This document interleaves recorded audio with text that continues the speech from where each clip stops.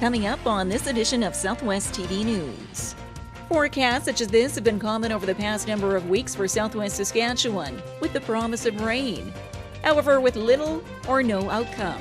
Through the years, educators have stressed the importance of reading, writing, and arithmetic, as a provincial framework to support student success in reading is now in place and available to teachers across the province. 14 students in grades 9 through 12 are participating in the third annual 5 Days for Change.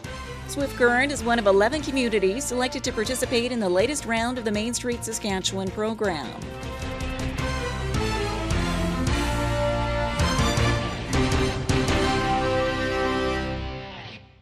Thanks for joining us here today. An ongoing lack of rainfall across southern Saskatchewan is catching the attention of weather specialists. We have more in today's top story. Forecasts such as this have been common over the past number of weeks for southwest Saskatchewan, with the promise of rain. However, with little or no outcome. And as we make our way through June, Environment Canada is saying we've definitely seen more moisture in recent years. We're seeing records being set in some places and in other areas. 35 years, it's never been as dry in Regina, for example. And Swift Current, just think about it. You had 2.3 millimeters of rain in May. You normally would see about 36.4 millimeters of rain. So it's really been on the low side. And when you look at spring, March, April, May, precipitation is only a third of what you normally would see. And these numbers we haven't seen since certainly the beginning part of the millennium, 2000 to 2002. And we know how dry that was in Saskatchewan. So there clearly has been challenges in May, some untimely frosts. Temperatures were not as warm as they normally would be. And as we await the usual rain-soaking days of June that we've been accustomed to help with overall crop development and moisture in general, Phillips offers this long-term weather outlook for the region. Yes, I said June is going to be warmer than normal. Precipitation is always more difficult to get right. I'd be a charlatan if I said, the rains are going to start and they're not going to stop, and then it's going to be a great growing season. We just don't know. You can't tell in a convective kind of precipitation situation that how wet it's going to be. We just know that year in and year out, June and early July is the wettest time, and this is the time that the growers will need the precipitation to help to bring on the crop. The normal daytime high for this time of the year for the Swift Current area is 22, with an overnight low of 8.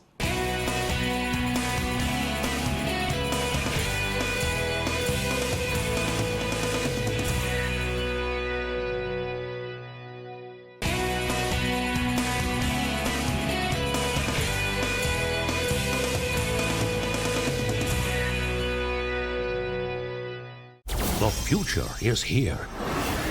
Saskatchewan's fastest internet with unlimited usage and blazing speeds. Infinite. Watch for it in your neighborhood, only from SaskTel. Southwest TV News is pleased to bring you another feature in our ongoing Gift for Good series, brought to you in cooperation with the Swift Current Salvation Army, Pharmasave, and JayDee AgTech.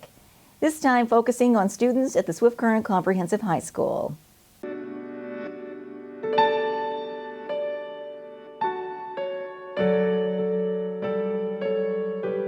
I really do hope that as people are watching this video series and hearing other people's stories, they really will observe what's going on in their own lives, see how they are giving for good, look for further opportunities to give for good, and that they will experience all the joys that come from that. Unfortunately, in our society today, everybody is so caught up in the whirlwind that is their own life that they forget that there are other people out there as well. Giving your time is really valuable, I know, for many organizations, and finding volunteers can be a struggle at for some organizations. So, that time commitment it's definitely worth something to the organizations you're helping. Good night, everybody. Good night. As most of us settle into our cozy beds for the night, these students from the Swift Current Comp High School are sleeping on cardboard in the school's courtyard. 14 students in grades 9 through 12 are participating in the third annual 5 Days for Change. a student-led initiative where participants live the life of a homeless youth for 5 days. With only one change of clothes, no personal care items like a toothbrush or soap, asking for donations, and working for their one and only meal of the day. The focus of the 5 Days for Change is to raise awareness of homeless youth in the community and to raise funds for a proposed youth emergency shelter in Swift Current. And as these students take to the streets to promote their cause, they soon realize the stigma of youth homelessness in the community.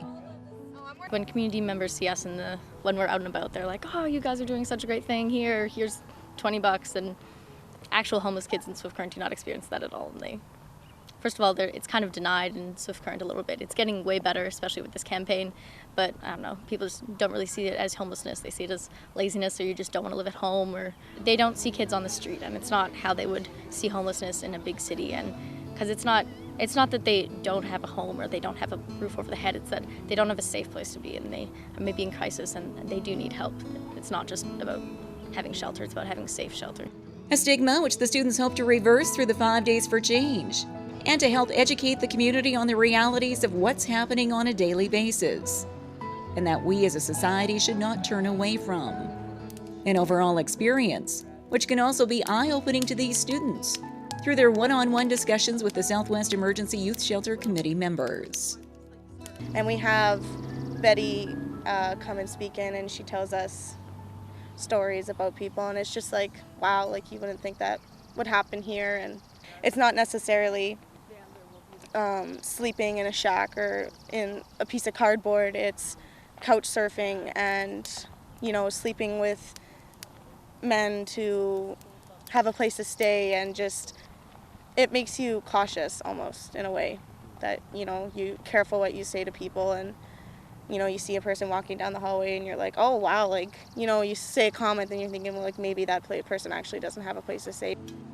Youth Helping Youth, a project which has raised over $40,000 and recognized as one of the key funders for the Youth Shelter Project. I think what it does is it says that really we are in good hands.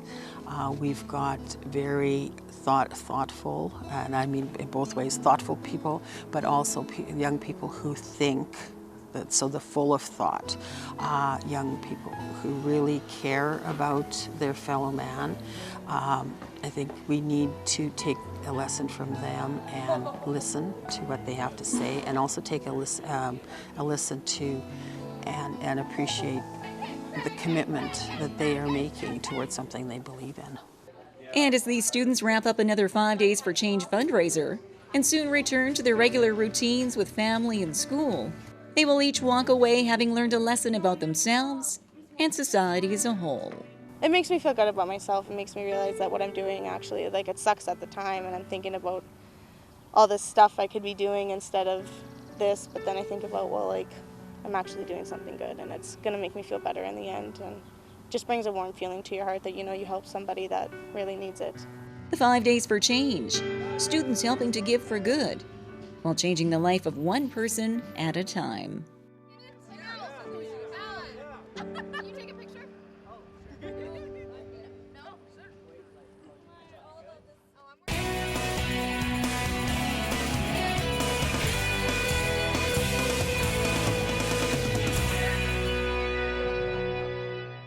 Saskatchewan educators have joined forces to help students increase their reading scores. We have more in this report. Through the years, educators have stressed the importance of reading, writing, and arithmetic as the key foundations for childhood learning. This strategy continues in present day, as a provincial framework to support student success in reading is now in place and available to teachers across the province, with the leader of the Provincial Reading Initiative based out of the Chinook School Division office. Well, really it comes from the Premier's Vision 2020, where he wanted 20% increase in the number of grade 3 students reading at grade level. And he was well aware of the correlation between reading at grade level and grade 3 and graduation. So if we can get our students at grade level early on, we know that they've got a much better chance for successful graduation rate and also for success in their futures. He adds that although students in the Southwest have already reached these benchmarks, this is not a Chinook-turned provincial initiative for grades 1 through 3. as the Saskatchewan Reads team has also studied other provinces and their programs. The provincial reading team that I created has looked at a lot of work that's occurred in BC, in Ontario, and in Nova Scotia as we did our research, but we've certainly made this Saskatchewan flavor for Saskatchewan. Yeah, this is really a focus on grades 1, 2, and 3, although as it started to unroll, school divisions are quickly realizing that the research is sound and the promising practices work in grades beyond grade 3. For example, in Chinook here, we've already recognized that there is a great deal we can do with our grade 6s based on this research. And so even though we've been going at this for a while, Saskatchewan Reads will allow us to fine-tune and improve. Saskatchewan Reads was developed by the provincial reading team, which includes representatives from 11 school divisions, 2 First Nation education authorities, Métis Saskatchewan, the Franciscois, and the Ministry of Education. Feedback was gathered from across the educational sector and incorporated into the final document.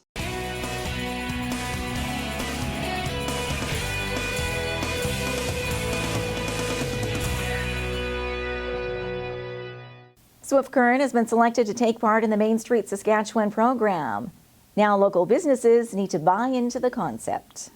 Swift Current is one of 11 communities selected to participate in the latest round of the Main Street Saskatchewan program, an initiative focusing on revitalizing a community's downtown and preserving a building's heritage.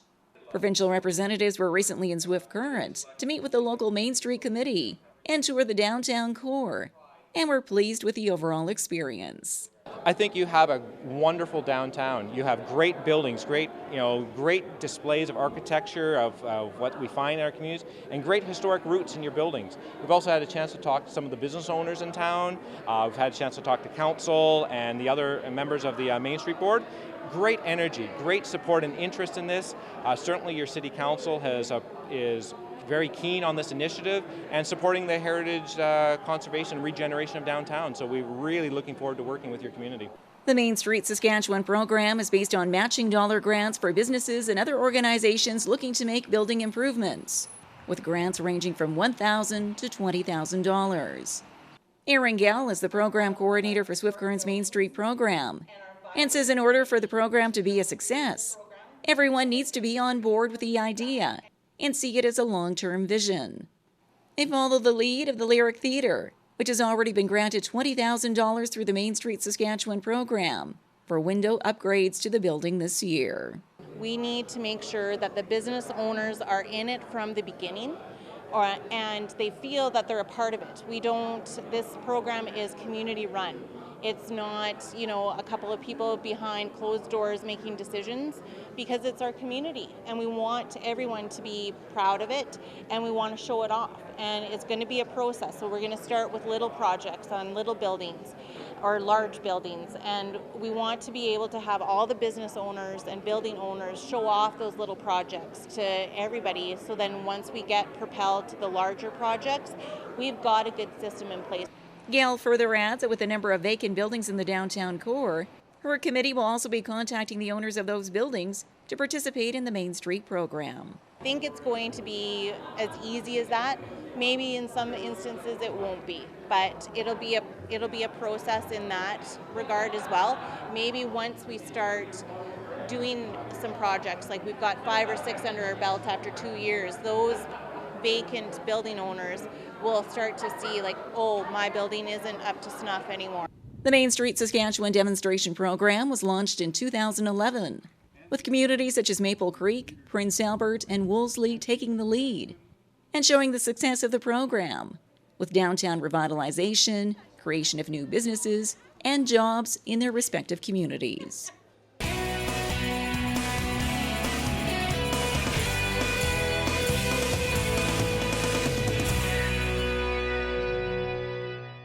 The future is here. Saskatchewan's fastest internet with unlimited usage and blazing speeds. Infinite. Watch for it in your neighborhood, only from SaskTel. Well, this brings to a close another episode of Southwest TV News, reporting the stories that matter to you. We always welcome your news tips. You can always reach us here by phone at our studio or by email to contact us at southwesttvnews.com. Also, be sure to join us daily online for the latest news from across Southwest Saskatchewan and so much more at MyLocalTV.ca.